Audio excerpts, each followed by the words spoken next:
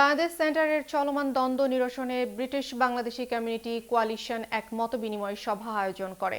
সভায় সভাপতিত্ব করেন সিরাজ হক এবং পরিচালনা করেন আব্দুল শুকুর খালিশাদার। সভায় প্রধান অতিথি ছিলেন বাংলাদেশের হাই কমিশনার আবিদা ইসলাম। সভায় সকলের মতামতের ভিত্তিতে আব্দুল শুকুর খালিশাদার একটি আনুষ্ঠানিক প্রস্তাব উপস্থাপন করেন এবং তা বাংলাদেশের হাই কমিশনারের নিকট হস্তান্তর করা হয়। প্রস্তাবনায় ৩টি প্রধান কর্মপরিকল্পনা তুলে ধরা হয়, যা নীতিগতভাবে গ্রহণ করা হয়েছে।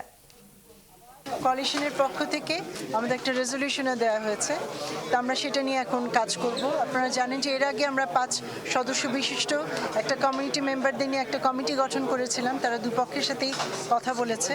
তো আসলে এখন আমাদের কাজ হচ্ছে অ্যাকশনে যাওয়া। আমি আমার বক্তব্যে বলেছি যে বর্তমান যে কনস্টিটিউশন আছে সেখানেই কিন্তু আমাকে অধিকার দেওয়া আছে যে আমরা সদস্য পদ বৃদ্ধি করতে পারি। কারণ আমরা যদি এখনকার সদস্য পদ বহাল রেখে নির্বাচনে যাই, সেটা একটা ত্রুটিপূর্ণ বিষয় হবে। কারণ আপনারা জানেন যে এখানে একটা দলের আত্মীয় স্বজনকে দিয়েই এটা গঠিত হয়েছে, তো আমাদের রেজাল্ট একই আসবে। তো আমরা চাই যে বর্তমানে সংবিধানে আমাকে যে ক্ষমতা দেওয়া আছে তাতে করে আমি একটা এজিএম ডাকবো এবং সেখানে আমরা একটা সর্বসম্মতক্রমে সিদ্ধান্ত নিব সদস্য পদ বাড়ানোর।